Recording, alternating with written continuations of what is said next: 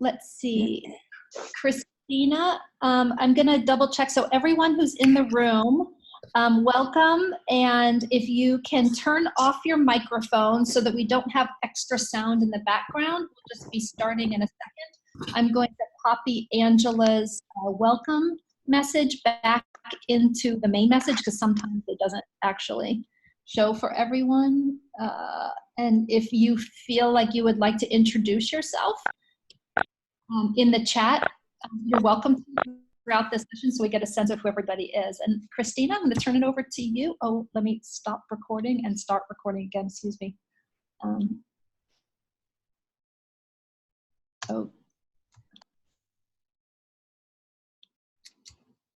Okay, we are officially recording.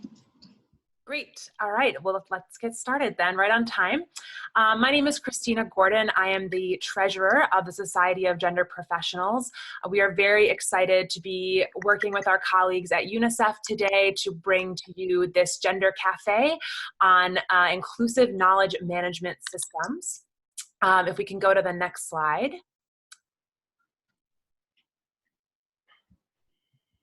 Great. So I just wanted to provide a little bit of information about the Society of Gender Professionals before we get started. We are a group of academics, activists, and gender practitioners who have all come together to promote the development of intersectional gender expertise for professional practice.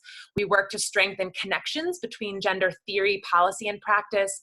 We support member collaboration in a number of ways. We foster the production and dissemination of applied gender research. We're providing a platform for the exchange of gender information and resources, all with the end of advancing gender equality in member communities through coordinated feminist action. So that is a little bit of background on the Society of Gender Professionals. And today we have one of our gender cafes. So this is, we are, let's see now, I think are over 1,500 members actually in 151 countries. So you can see we're very spread out. All of the countries here in yellow are where we have SGP members. And we're always trying to think of new ways to bring our members together around different discussions and different topics related to gender equality and inclusion. So if we go to the next slide. Today we have a Gender Cafe. So this is a virtual conversation series to connect practitioners, academics, and activists to explore different pressing gender issues. We try to make it as non-hierarchical as possible, so any member of our society can propose a Gender Cafe and host one. And we try to promote a lot of questioning and learning beyond the classroom. It's meant as a professional development opportunity for members interested in raising the profile of gender expertise more broadly. So if we can go to the next slide. As I mentioned, today's Gender Cafe, as you know, is about inclusive knowledge management systems, and we are all so excited to dive into this topic a little bit more deeply and hear from our presenters. Before we do that, I just want to give a brief overview of how today's session will work. We are using Zoom as our platform. Everyone should be muted right now to avoid background noise as the presenters speak. We're going to go through some brief presentations, and then we will separate into breakout rooms. So we're excited about this technology, which will hopefully help to make the session a bit more participatory than your traditional webinar. But do bear with us if there are any technical issues. We will try to sort them out as quickly as possible. So when it's time to go to the breakout rooms, you'll see this message on your screen. There's a little screenshot here. It says the host is inviting you to join a breakout room. Please just simply click join breakout room, and you'll be moved to another screen. In each breakout room, we'll have 15 minutes for discussion. So please don't be shy. Feel free to jump into the discussion with the presenter who's in your breakout room. You can use the chat feature in the breakout room. There's also a hand raise function. So if there's a lot of people in the breakout room, please use the hand raise function as well. And that will be a good way for us to moderate the discussion. When the 15 minutes is up, you'll receive a notice on your screen saying that the breakout room will be closing, and then we'll all come back to the main room to share out what we discussed in our breakout sessions. So I hope that's clear. I hope it all goes well, but again, do let us know if something goes wrong in the chat and we'll do our best to help you. And without further ado, I'm going to pass it to our moderator for the day, Ian Thorpe. Hi, everyone. I'm glad you can join us. I'm glad there's so many of you online today. So I'm Ian Thorpe. I'm the Chief of the Learning and Knowledge Exchange Unit in UNICEF. And we're dealing with a number of issues, including programmatic and e-learning, knowledge management, especially fostering sharing of tacit knowledge, and in fostering South-to-South knowledge exchange. So I'm very delighted to be moderating this webinar today. And thanks very much for the Society of Gender Professionals for organizing and helping us promote this event, and also to Orsa from my team, who's done a lot of work behind the scenes to pull this together. So just to say a little bit about UNICEF's interest in this. So we do knowledge management work in a number of different sectors supporting the organization knowledge management. And so people often ask me, well, what is knowledge management? And I was asked to give a quick definition. We don't have an official definition, but what we're really talking about is the creation, organization, sharing, and use of knowledge to achieve results for children. Essentially, we're talking about all aspects of that, and this is both explicit, kind of officially, rigorous knowledge, but it's also tacit knowledge, internal knowledge, external knowledge. It's how do we basically apply knowledge to improving how we do our work, and to organizational learning. So both improving the work in the moment, but also how do we strengthen the organization and strengthen development knowledge in order to achieve results. So quite often when we talk about this, so we apply knowledge management in different sectors to around wherever there are knowledge gaps and knowledge is needed to achieve UNICEF's goals.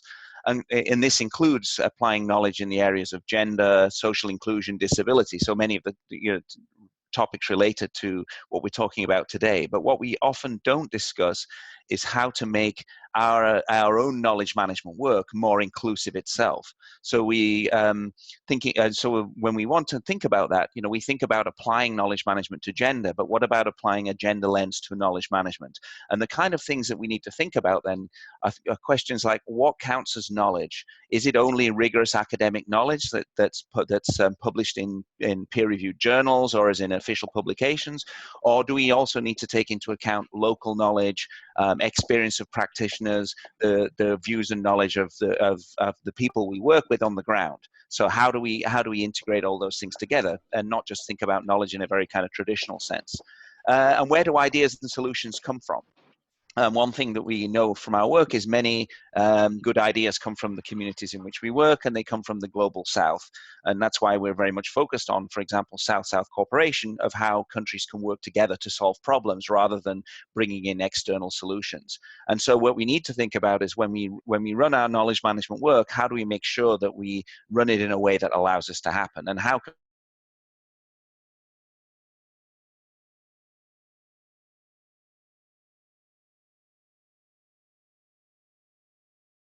we overcome biases that we might even not be aware of in the technical field, rather than thinking about what it is we're trying to do? So I think just a quick message on that. So this is something I wouldn't say we try to use a lot of participatory techniques and approaches, but it's certainly an area where I think in UNICEF we need to do more thinking and more work. And I'm hoping that today's conversation and the ideas from our panelists can help us kind of explore this a bit fuller. For me, one of the really important things is that if you really want to solve a problem and make progress, you need to tap into knowledge from many different sources and different groups of people and from different processes. So it's not enough just to rely on one particular system or type of knowledge. And so diversity is really important, because without diversity, you can't really understand all sides of a problem, and you can't necessarily solve it in the context where it happens. And I think this is about issues that we traditionally think of in diversity, such as gender, nationality, disability status, social class. But it's also about diversity of thought and people with different lived experiences and different perspectives. So it's not just kind of the rigorous scientific study, which is really important, but it's also using participatory approaches, including experiences and values from different people in order to solve problems. So that's just my pitch for why I think this is really important. But and also just to say that from my side, I think there's a lot we need to do to think about how to do this in our work in UNICEF. And what I'm really interested to do is to tap into everyone's expertise and ideas to think about how we can do that better. So So I'm now going to introduce the panelists who are each going to speak for around 5 minutes before we to share some ideas on this topic before we go into the breakout rooms. So first of all, we have Lata Narayanaswamy, who's a lecturer in international development from the University of Leeds. We have Sophie. Sorry, just one second. I'm having a computer problem. So, sorry, and we have Sophie Nami, who's from the an independent consultant working with the Raising Voices initiative in Uganda, and we have Ritu Nanda, who's with the Constellation Institute of Social Studies Trust. And each of them are going to share a few questions and ideas based on their own experience in working in this area. And first of all, I'll go over to Lata to start us off. Please, Lata. Thank you, Ian. I hope everyone can hear me. I firstly wanted to say thank you to Ausa and to Ian at UNICEF for inviting me to participate today, and to the Society of Gender Professionals for their support for the webinar and for opening up discussions about gender and knowledge management. So today's webinar is engaging in a set of issues that's very close to my own heart.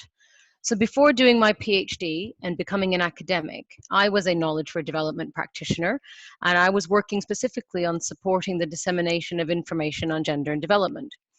Now, this seemed at best positive, but at worst neutral, because surely it couldn't be bad or make things worse to build websites or write reports on gender and equality and development to help the poorest to have access to information to help themselves. This seems like quite a credible idea. And this approach reflects broader trends in development aid that increasingly recognize that more than money was needed. And indeed, there is a pervasive and, I would argue, problematic assumption underpinning aid, and that is that the poor of the world not only have limited financial resources, but don't have enough information to make good decisions and thus make their lives better. So the rationale goes something like this. If people don't have information, then they don't know the best price to sell their cotton or their yams. Women don't know that other women around the world have fought for and won certain rights, or that school places and meals have been reserved for low-income groups in their local jurisdiction. So we spend millions of pounds and dollars and euros targeting the greatest possible number of people through websites and pamphlets and training to ensure that they have access to timely and relevant information, which is presumed to contribute to the capacity, for instance, of citizens to hold governments to account in the delivery of services, facilitate market inclusion for marginalized groups, ensure access to welfare entitlements, and to make people aware of, as well as protect their basic rights.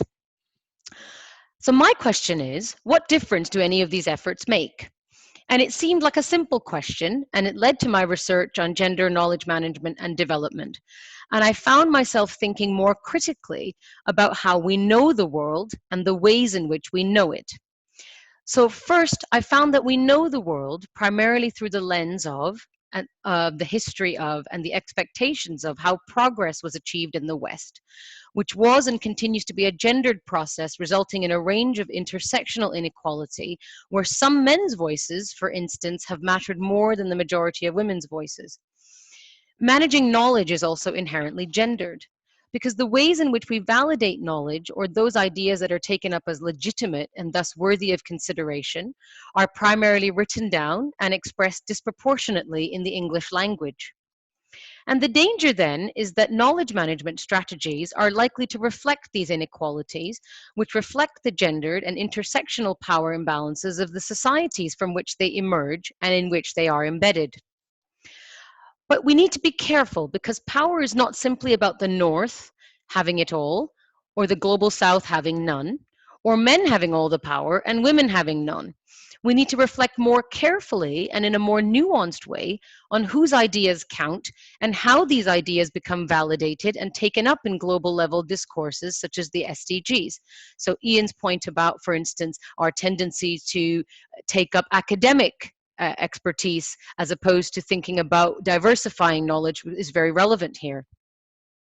What is clear is that we're doing lots of talking but not enough listening. People, wherever they are and whatever the circumstances of their lives, are not empty vessels or blank pages waiting to be filled up or written upon. We have to start listening and working out what people actually want or need to know rather than just assuming that we know best. So these insights have implications for any organization planning a knowledge management strategy, as UNICEF is keen to do. So in producing information, we need to carefully consider the audience and how we expect that information to lead to action. The fact is, if I can't read and don't know English or don't know how to use a computer, a flashy website with technical information produced in English is not really much use. Secondly, we need to think carefully about our publication strategies. Producing reports and websites has, in too many instances, become an end in itself. And finally, I would say that we don't talk enough about power. What kind of life do people want? Whose ideas about sustainable development count? Who gets to decide what progress or empowerment looks like? Here we need to think more carefully, as Ian has already suggested, about how we diversify the voices that are allowed to define what we mean by these terms. So I'm happy to leave it there, and I look forward to the discussions in the breakout rooms. Thank you very much. Good morning and afternoon and good evening, everyone. Thanks, Lata, and thanks so much to the Society for Gender Professionals and UNICEF's Knowledge Management team for organizing this webinar today. And so I'd just like to start by acknowledging that there are so many different types of knowledge, and they're derived from different forms of inquiry and learning. And Ian has already mentioned a few: internal knowledge and tacit knowledge. We also have more formal scientific methods. We have our lived experiences, we have oral history, sacred texts, etc. And really, there's a lot in between, many different forms, too much to talk about today. And in spite of this vast potential for richness and diversity of knowledge, within our professional spaces, we tend to prioritize certain forms, particularly knowledge generated through quantitative methods such as RCTs and the like. And I'd like to spend just a few minutes today talking about how we can start to elevate the knowledge that's generated from practice. And in other words, I mean the knowledge that we accumulate from the day-to-day work of designing and implementing and monitoring programs over a sustained period of time. And this includes insights that we gain from observation, from our own experiences, from our M&E data, etc. I believe that the entry point for generating robust practice-based knowledge is to have an active and an inclusive organizational learning culture. And this is pretty big. For many organizations, this really requires cultural level shifts that helps to provoke curiosity and that creates space for collective discovery within the organization. And what we know is this kind of vibrant learning culture strengthens organizations. It certainly strengthens feminist organizations where I've worked, and it helps deepen analysis and also create more agile and subsequently more effective programs. But how do we achieve this? And really, there are not many how-to guides in terms of promoting practice-based knowledge and promoting organizational learning. So I'm very much looking forward to your ideas and discussions in our discussion today. And for now, I'd just like to jumpstart the conversation with a few practical examples from our experiences at Raising Voices. And first, it's really just an invitation to invest in learning, to clarify that learning itself is a core and legitimate area of work, and to make sure that learning is visible within the organizational strategy. What I found is that this involves encouraging risk-taking, and the other hand, it also at times requires honoring failure. Second, considering your language around learning. Does it signal inclusivity in terms of participation in learning activities and also responsibility to take learning forward? At Raising Voices, what we found is that the language of M&E is very often technical and alienating, and it can sometimes send the signal that M&E is only the jurisdiction of a specific person or team with X credentials. Alternatively, when we lead with the word learning, this really helps to bring everyone on board, because ultimately we're all aspiring to be good learners. And next, we have staff-wide leadership and creating activities for diverse learning styles.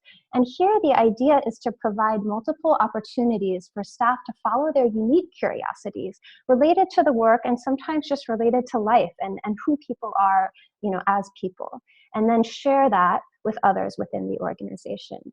within the organization. And for instance, you could consider rotating facilitation of staff development sessions, all the while encouraging creative topics and creative delivery. The fourth is linking learning to strategic decision making, and I think this is the heart of it. This is so critical. Many organizations engage in tons of research and tons of M&E, and yet if you ask, what kind of concrete changes has this huge investment made to your work, it's sometimes hard to find an answer. And I think what I've experienced is that really inviting people to go beyond the numbers can be a powerful starting point, because our M&E data and our program research provides this very exciting opportunity for critical reflection within the team. So you can ask, do these numbers make sense? Do they align with our own practical experiences and observations? What alternative interpretations and experiences do these data suggest? And then in these discussions, we embed an expectation for concrete actions, which are documented and are clearly linked to the learning itself. And then finally, if we truly want to elevate the value of practice-based learning within the broader field, we simply have to get our learning out there in ways that stand apart from the more academic products, and it really allows the richness of practice-based learning to shine. So perhaps thinking about videos, thinking about podcasts, social media campaigns, or even popularized versions of research reports. And finally, in this last bullet, I'd just like for us to consider feminist-infused M&E. And we've already heard today, and I'm sure you've all heard, that knowledge is power. And as such, it's so critical to ensure that our feminist values, or that gender lens, is really embedded within our learning structures. This goes much, much further than disaggregating our data by sex. It requires more fundamental thinking around issues such as the timing and the structure of data collection, considerations around safety and access, and also being very deliberate about monitoring backlash, which we know is often a reaction to gender transformative work. So this is a topic we'll pick up in greater depth in the breakout rooms, and I think I will leave it there for the overview. Thanks so much. Hi, everyone. From the organization, I'll take you to the communities with this question in our mind, that how have we recognized the pool of knowledge in the communities around the world? I work with Constellation, an international NGO, and there are two main focus areas. First is to encourage communities to take action based on their experience. And second is to connect communities who are taking action, and they can learn from each other. And for this, we have used extensively several knowledge management tools.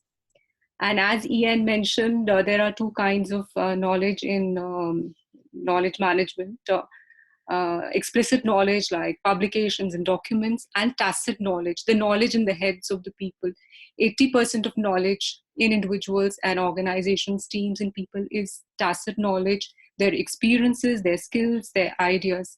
And that is what we are trying to tap in the Constellation.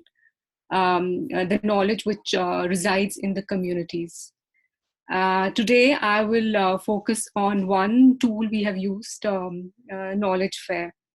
So in the Constellation, we organize knowledge fairs at different levels, from local to international level, where we bring in communities who've been taking action on different issues or maybe same thematic area. But the aim is that they learn from each other. And for instance, this year, I have been able to facilitate 6 knowledge fairs. And to give you a little taste of it, before each knowledge fair, like, we were worried, will they come? And if they come, will they share? And will the only vocal ones share? And we had a surprise for us. About 80% of the communities came from remote areas, and those who couldn't were for reasons like they'd missed their bus, or not because they didn't want to come. And it strikes me how much people enjoyed coming together to exchange and share their experiences. And they shared with pride, young, old, boys, girls, people with different sexual orientation, differently abled, people from different religions, ethnic background, etc. And what was even more wonderful, that it was deep sharing. For instance, in a knowledge fair, we are working on health of children. One woman said that I had always been boiling water for my own children, but slowly through this process, I realized that it was the dream of the community. And I started encouraging other people also to boil water. And then the participants in the knowledge fest said, but we did it, but no one listened to us. And they said, I actually went and monitored if they were boiling. And then some other person in the knowledge fest said, okay, you also need to filter the water, and then some people said, okay, we have developed indigenous filters. So there and then we could see that knowledge was being co-created, and people shared without fear and without being judged. What did we do? And we've been reflecting on why this was happening. The reasons were there were certain processes we did before the knowledge fair and some practices during the knowledge fair which enabled very deep sharing. Three factors which I can mention is that first was inclusion. So when we started working with the communities, asking who should be included, whose voice is missing. For instance, when we were working with on health of children. So by just focusing on women, it meant that the onus of the health is only on the mother. So including the grandparents, the father, the community, the siblings. And that led to a deeper action. The second thing we did was the ownership, that they own the issue. It was not the issue of the NGO or the outside agency. Because when people own it, they take action. And when they take action, they want to share. And they also want to encourage others to share. And that was what we saw was working in the knowledge fair. And they're also genuinely interested to learn from others because they want to improve what they are doing. And the last factor which really worked, I think, was we let it go, and that they are the stars, and they take the center stage, and we were just listening to them. The most important was not only what the communities were doing, but it was our mindset. It was how we worked with them.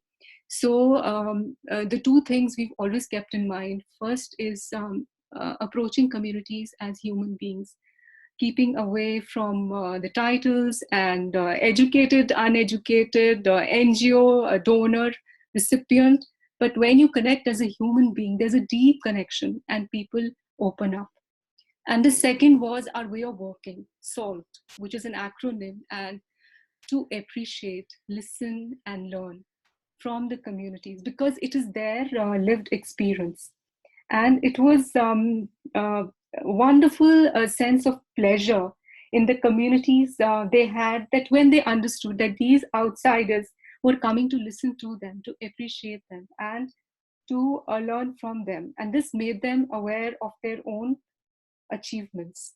So thus, and this was during the knowledge fair. And after the knowledge fair, we had after action reviews, and even the communities conducted after action reviews, and which I think has developed a critical thinking in the communities as well as in the facilitators. And as part of our practice, encouraging those who are facilitating and the participants to write blogs to again tap on their tacit knowledge. So I will just conclude by saying that these kind of tools not only empower the communities, but they also empower the organizational staff. So it is everyone grows when you come with this mindset that we are here to learn from each other. Yeah, that's it. Thank you.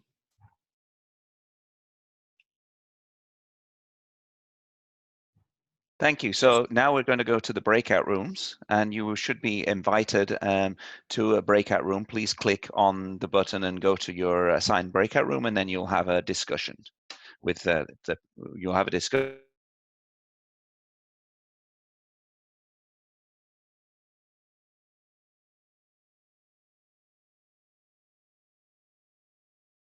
Hi, everyone.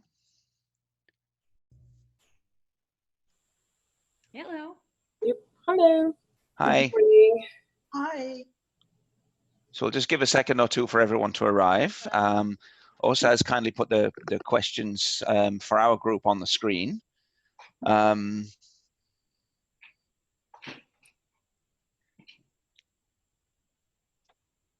Just one second. Okay, if you so I'm going to just check to see how many people we are in the group here. We're 19 people. Okay, so I think we can probably have a nice chat. Okay, so you'll see here on the screen you have a couple of questions. So I know some of you are from UNICEF and some of you are not from UNICEF. So although these questions are about UNICEF, they could apply to your organization as well.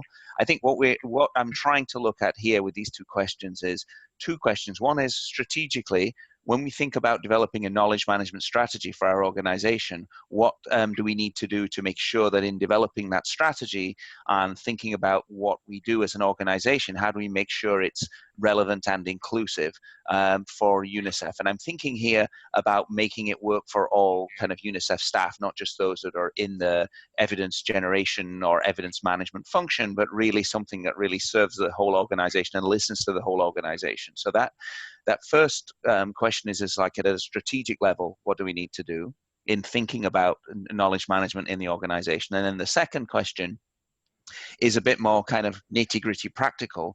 In the work we do day to day in our knowledge management and learning work, what can we do to make sure we have an inclusive learning organization? And those of you who've experience of this in your organizations or in, whether it's UNICEF or elsewhere, I'd be really interested also to hear your stories about what has worked and what has not worked for you.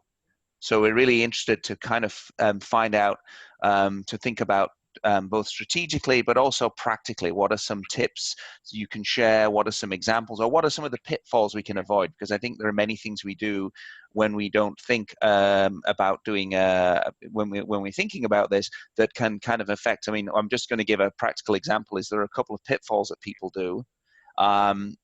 One of which is, you may have heard of the famous all-male panels. So we have a panel discussion on a topic, and then everybody on the panel is a male and perhaps even a kind of a white male. And then this is the kind of discussion we have. And then how does that affect both the quality of the discussion, but also what message does that send to people about whose voice matters and, to ask questions and to discuss? Or another kind of example there are other pitfalls are kind of like, who do you call on to question when you are asking questions? Do you always call on the people who always speak or have the highest rank, or do you find a way to make sure that more people have a voice? So I'm just putting this out there as that we're very interested to hear what are some of your tips and suggestions, both at the strategic and practical level. You can either use your microphone and speak up, or you can put those in the chat. And then the idea, after a few minutes, we're going to report back on some of the conclusions into the main room. So please go ahead and share your ideas and thoughts. Yep. Hi, Ian. Good morning. Hello, everyone. Great conversations ongoing. Can everyone hear me? Yes. Please introduce yourself. Yes. Good morning. My name is Dr. Eboy Womba. I'm a Knowledge Management Technical Officer with the Global Handwashing Partnership, and I'm also a Global Health Corps Fellow. It's very interesting that these are the questions you raised, and I'd like to answer question one, I think. And this is because, here at the GHP, it's a public-private partnership of organizations who work in hand hygiene in different capacities. But recently, we've been reviewing our knowledge management strategies to ensure we have systems and processes that are as responsive to the needs of our stakeholders as possible. And a lot of that has been conducting surveys and interviews with people who use our knowledge and who give us this knowledge to make available, to ask them questions to understand what their desires are and what their needs and their motivations. Basically, what they find useful and what annoys them about looking for knowledge. So I think that that's one great way, basically, asking the people who use knowledge or who make knowledge available what knowledge actually does look like for them and what it is that they need in their day-to-day work for implementation. Thanks. Great, thanks. That's a great tip, and quite often we forget about the users. We generate knowledge, and then we wonder why no one is using it. So I think that's a really important suggestion there. Anyone else? Hi, Ian. My name's Christy Urich. I'm a knowledge management and capabilities manager for World Vision for our water sanitation and hygiene work specifically, which is a very male-dominated sector. So I really appreciate this discussion. I think one thing I've been learning about and trying to influence, though I think it has to really, we don't want to be hierarchical, but it does have to happen to some degree at the top of the hierarchy in organizations that tend to be hierarchical, is sending that message that everyone is a knowledge worker, that everyone has knowledge to bring to the table and knowledge to contribute and knowledge to learn from, that we should all see ourselves as givers and takers in that space. I think sometimes in my role, people assume that I'm the kind of the gatekeeper of all knowledge, which is not true, obviously. But sometimes that perception gets sent and it gives other people a pass in some ways. And also I think can make people feel maybe it's not their role, or they're excluded from the conversation because it's not their role. So looking at knowledge management and knowledge capture, knowledge sharing, not as a role, but as an aspect of everyone's quality of work in a sense, and that being a responsibility and a privilege in a sense that everybody has to contribute. So it's kind of an organizational culture thing that we struggle with at World Vision, but we're working on trying to build through our communities of practice and trying to elevate those field voices, because to some degree for that to happen, even though we don't want to do it in a hierarchical way, it does sort of take people positioned at the top to help level that playing field. If people at the bottom try to do it, it just doesn't work as well, unfortunately. So thanks very much. I think that's very helpful. I think we have the same issue in UNICEF. It's almost kind of ironic that to be participatory and inclusive, we actually have to appeal to senior leadership to kind of make the space to do that. I mean, I think it's kind of an interesting dynamic, but I think it's definitely, I definitely feel that in UNICEF that almost you need to give people permission that and the accountability for sharing knowledge. And just to reflect on that, we also have a comment in the chat from Yasmin bin Humam, who said that in terms of practical steps, an institution should incorporate knowledge sharing into individuals' performance objectives, so that people have the time to share knowledge. And I think that's quite an interesting counterpoint to this as well, that you need the leadership to kind of say that it's important, and then also to have some kind of concrete systems in place, such as making it part of people's accountability formally to get that to happen. Anyone else? Hi, this is Adriana from Canada. Can you hear me?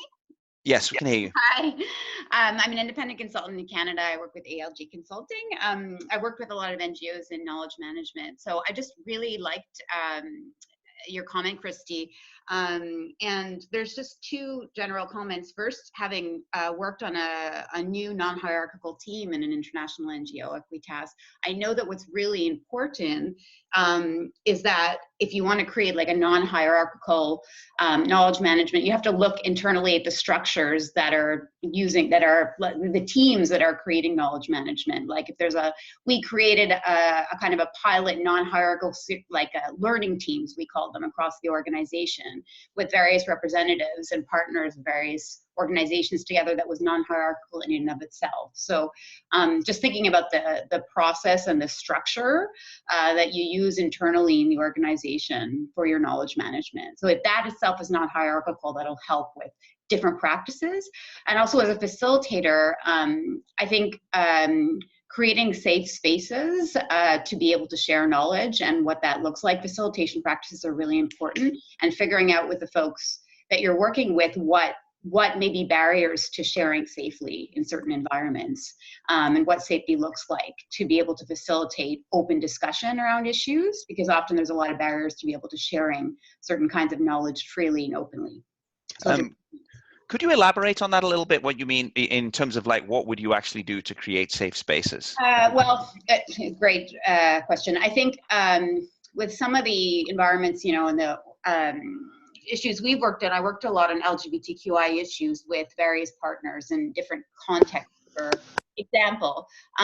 So I think there can be a lot of issues around, particularly in an international human rights training program we worked on.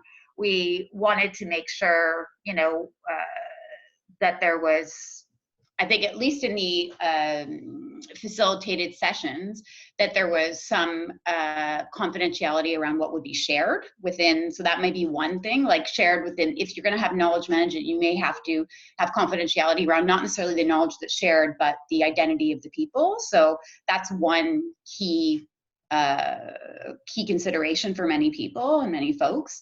That's just one thing I'm thinking of now. I can probably think of other examples and share them in the chat session. Oh, the confidentiality was a big key issue for a lot of the folks I was working with. Yeah, no, I think that's a great point. I mean, one of the things is, of course, there is important knowledge that is out there that people don't feel comfortable to share because people, there are certain things that go unsaid, but people, but are really underlying issues. I think that's a really important point, not an easy one to address inside an organization as well.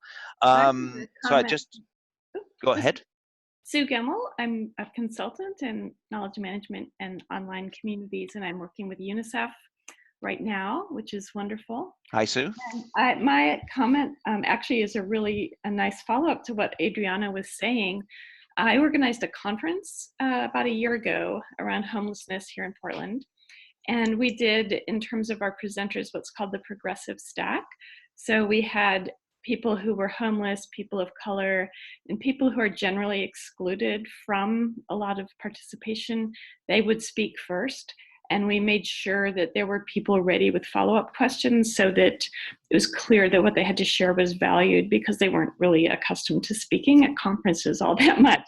So a little bit of that kind of strategy, and with panels as well, can really encourage people to speak up more from different groups. Yeah, that's really great. Just as a follow-up, one thing I'm thinking is also exactly the way in which you facilitate the knowledge sharing is really important. Facilitating who speaks when, and particularly following up on, there's a lot of different methodologies, like listening methodology. So if you come from a place when you're facilitating where you're, first of all, creating group guidelines is often something I do in a session, and it's co-created with the people in the group, and one of them may be listening, not interrupting. So creating that space together in whatever session you're in, so that people, and then you kind of abide by those guidelines and come back to those to make sure that everybody's accountable for listening, being respectful, and that's kind of a way to create a shared, safer space for sharing. Great, thanks very much. And it's really some really good, rich points here on on facilitation. And I would agree that facilitation, one thing that recently came up, and it's really kind of obvious, but it's is that this point you made about who speaks first. And quite often there was some research done, for example, recently, that if you're at like a development conference and the first question is asked by a woman, then there's basically then after that 50% of questions on average will be asked by women. But if the first question is asked by a man, then only 25% of the questions subsequently will be asked by women, which I found a really kind of fascinating point. And there's all these kinds of things that you really kind of need to pay attention to in terms of how you kind of set up facilitation to be as successful as possible. We also had another comment from Christy, which was about the having this knowledge sharing as part of individuals' performance objectives. And I think it's a good addition to that point, which is that it's both having time to contribute and generate knowledge, but it's also people should be kind of held accountable or rewarded for how they use knowledge and they seek knowledge from others. So it's not just about creating knowledge, but it's also about, and I think that goes to the first point about, asking the users of knowledge what they want. And so I think this is, so we have 1 minute, and I have one last point here from Yasmin, which is that that people need to understand the purpose of knowledge sharing, that it's not just telling each other what works and what doesn't, but it's that sharing experience leads to an iterative process of creation. So people should not feel like their voices were not heard or did not have impact simply because they didn't turn this knowledge into action. So I think that's kind of an interesting point that quite often we focus directly on, well, did people copy that and did they use that knowledge? But it's a little bit more complicated than that. I just want to, we're going to go back into the main room in 30 seconds. So I'm sorry we didn't have more time to discuss, but this was a really excellent discussion and we've got a really good few points. And I hope we have more chance to discuss this in the future. So thank you all very much, and I'll see you back in the main room.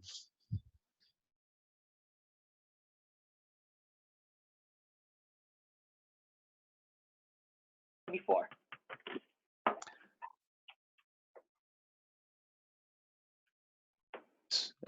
So hi everyone, we're back in the main room and we're going to share out a little bit of what came out of the breakout rooms. Here are the discussion questions so you can see what every different group discussed. So I'm going to ask the group leaders to each briefly share some of the points that came out. So Lata, would you like to go first? Yes, first we owe an apology to Sonal because she got cut off. But I would make a plea to anyone who's logged in and part of our webinar today. Sonal suggested she had a link to something that we might all be able to learn from. If I'm not mistaken, we are recording and we're going to be pulling together information in a way that hopefully can be helpful. If you have links you want to share with people, that's always a really handy thing. So Sonal, if you are able to send that over, we would love that. We talked about whose knowledge counts and what would an inclusive or diverse knowledge management strategy look like. We had contributions from Sonal Zavedi and Anna, I'm sorry, I didn't get your surname, but from the UNICEF disability team. And what was very interesting was just to see the different approaches to communication. But what really stood out for me were three things actually. The first is the question of why we should do this, and I do think that that's really, really important. So Sonal raised the point about, what does inclusiveness actually bring? And I appreciated this because I think it is important for us to try not to just be ticking boxes, but to be really clear and have robust framing for why we might be doing something. But Anna, talking about inclusive participation, really raised a quite interesting point around the value of communication, possibly just to create opportunities for people to share and to communicate. So working in her work, sort of thinking about trying to find where people with disabilities are, that actually has a value in and of itself, and then we can link that to what a communication strategy might bring that might improve the lives of people, in the case that she cited, people with disabilities. And then Christina talked about trying to empower local communities so you avoid the cycle of bringing back in sort of expert northern consultants to support your work. So her experience of a gender wash audit in Haiti and trying to support the government by creating a database of local organizations. And I thought this was a really good example. We concluded our discussion just thinking about values and ethics, and I would end here just saying, I think why we do things and the values that underpin them, I think, is a really, really important point. Again, avoiding the tick boxing and thinking about why these things matter. Why does inclusion matter? Why does knowledge matter? So I'll leave it there and look forward to learning from the other groups. Thank you. Great. Sophie? Yeah, hi everyone. I'm sorry. I had to leave the webinar for a minute transitioning back, so I hope I didn't miss too much. And also apologies to my breakout group for ending quite abruptly. We had a really interesting conversation. We focused on the second question about suggestions to make our M&E systems more feminist informed.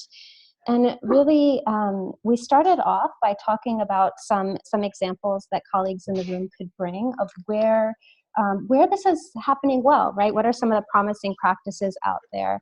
And a colleague from USAID talked about an M&E framework that USAID and IFPRI are using, which is called the WIA framework, the Women Empowerment agricultural index, and it's explicitly gendered in terms of the kinds of indicators that it's tracking in four different domains of access to, I might not have captured all of this, but access to agricultural products, as well as control over income, leadership in the community, and time use. So much beyond participation in programs to really are there gendered impacts and how gender norms might affect participation.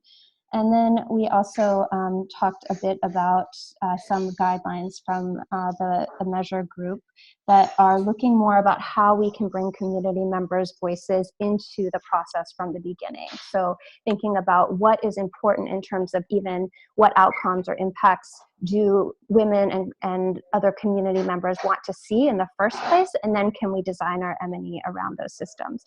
And Deborah, it would be awesome if you could type those resources into the chat window so that, because I think the breakout group chat window, not everyone on this webinar were able to see. And then I think there was also a few really important questions that were asked around, for example, what are we even using M&E for? Pandu, I believe you asked that question right at the end. And if our M&E data is only going for donors, is that really honoring our feminist principles in terms of putting people first, putting women first, and making sure that the community that's participating in these systems are seeing the direct benefits of that within their own lives? And then we also had a discussion that we were just kind of getting started when the session ended around how local gender norms and power structures impact or create barriers to participation. So imagining that we have a system that's perfectly designed and theoretically very inclusive, how do we make sure that kind of contextual realities and power structures within the community don't then impede on people's ability to meaningfully participate? So I hope I caught most of the highlights from our session, and yeah, I look forward to hearing share outs from the other groups as well. Thank you. Great, thanks, Sophie. Ritu? We managed, about 7 people shared. So I'm going to try to capture. If I forget, I request others to please jump in and add. So it was said that we tend to, in our work, we tend to focus on like second data, documents, learning from professionals, and somehow miss out learning from the people we are working with. And the second point was that even approaching the communities is a process. It's and we need to give time to it. The third thing was that especially space needs to be given to women and young people, and the idea of peer research, and by young people, and if they take the lead, we can really get very rich learning from young people. But the main, I think the essence of the entire discussion we had was this listening. So are we deeply listening? And when we listen and we create this safe space, people can share. And when this kind of sharing happens, when it is like one feels not being judged, then we can really have deep knowledge, and that can really help us as professionals. And how can we create safe space? Listening, connecting as fellow beings. And one person said that going with this mindset that everyone has something to share and everyone has something to learn. At the same time, some of us also said that who should be present in the room, because sometimes presence of maybe older people can stop younger people from sharing. So that discussion is also important. Who should be in the room and who can kind of hamper the discussion or action. But the essence continue to be safe spaces and listening. And Simona, if you wanted to share something, please do share. And and other people who were in the group who could not share, please do share and leave all the resources possible so that we can co-create knowledge. Great, Ritu. Thanks very much. Yes, we also had in our group, we also had a very rich discussion. And I think, we basically didn't have time for everyone who wanted to speak to speak. So in that way, we failed on inclusiveness. And so I hope those who were there would also share any resources and ideas they didn't have a chance to. The conversation was quite broad-ranging, but I'm just going to try and pull out a few of the key issues that came up. So one of the kind of interesting issues for me out of the discussion was the role of leadership. So our question was about UNICEF, or say our organizations in general, what organizations can do to strengthen knowledge management, both in terms of strategic level, in the thinking, but also in practical level. And one of those is the important role of leadership. So leadership saying that knowledge management and working on knowledge is everyone's business, and also that everyone's view counts and is important and their expertise matters. And it's a kind of a paradoxical thing that this kind of needs some kind of affirmation from leadership that it's not just the role of the knowledge managers, or it's not just the role of the knowledge generators, but everybody is expected to and encouraged to do this, and for them to show that by kind of validating people's contributions and kind of encouraging that. Related to this, we talked about the need for a kind of accountability around knowledge work, in terms of the accountability both to share knowledge and generate knowledge from their work, and also to use knowledge and to listen and to take into account the knowledge and learning of others. Another big element that came up in the discussion was the importance of how we do knowledge sharing in a way that allows it to be kind of open and participatory, and encourages everyone to kind of speak their truth. And a key part of that was about the importance of creating safe spaces so that people can talk about difficult topics, or can share knowledge that's perhaps unpopular, or people who are normally not able to speak up have the opportunity. And we talked about different approaches that could be done to do that in terms of facilitation, whether it's kind of making the people who are normally excluded, giving them the opportunity to speak first and then to validate their contribution, or to, if you're having conversations around difficult topics, to allow those conversations to be confidential. So the knowledge that's generated may not be confidential, but people, you don't identify individuals who are sharing difficult things themselves, and so you find a way to allow that. And it's really, there's a lot of good practices and approaches, and I think it's great to see all the different resources that have been shared here. But there's a really strong importance in creating a facilitation approach that is really allows participation and validates the knowledge. So I mean, a final point that came up was that we talk about knowledge and then knowledge for action, and that we have to share knowledge and then use knowledge and apply it.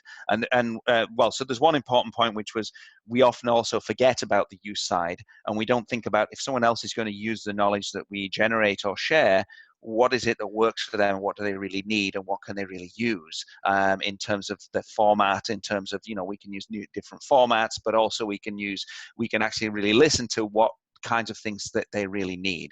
But a second thing on this is that we also have to think about that not all knowledge leads immediately to action. So when we capture knowledge, we really need to listen to that, and we really need to give people that space to share.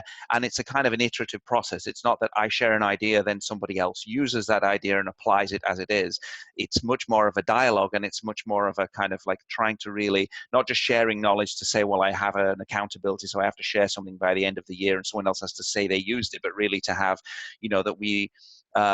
that we share knowledge in a genuine way, and then we also at the same time we validate the knowledge that have been shared by others, and recognize that even if that then doesn't lead to action, or it isn't something that's immediately translated into programs, we still kind of validate and acknowledge that that act of sharing, and that's valued. I think there were a lot more things that we could have discussed. The time was too short, but I just wanted to share that kind of brief overview. And please, anyone else who thinks I missed something, put it in the chat, or anybody who didn't have a chance, then please put that in the chat as well. Thanks. I think to wrap up, we have such a kind of broad range of issues here. It's kind of hard to come to a there's not a single conclusion. I just wanted to say that I think it's really fascinating, the kind of rich types of views and backgrounds of people who've shared here, and that also that that the variety of resources. So we'll collect together all these resources and share them afterwards. And I hope that this is the beginning of a dialogue and connections among some of us to kind of help each other out in thinking how we tackle these issues. I don't know if anybody from the Society of Gender Professionals wants to say anything in closing for about this, or wants to promote any future events. Here's the contact information for this. I just want to say thanks to everyone for taking the time today, sharing your views, sharing your resources and ideas, and let's keep on doing so. Anyone from SGP would like to say anything? Yes, thank you so much, Ian, for leading and moderating this discussion. We are out of time. I'm sorry that we weren't able to do more Q&A at the end to try and tie some of these themes together. However, I think it's actually great that we're walking away with more questions and answers in some regards, right? Hopefully these questions will help us all to continue to reflect on our processes and how we are doing our work, how we are accumulating knowledge, and that's a quest that we have to constantly be working at. So I hope that everyone goes forth and continues to mull over these questions as they think about improving their work.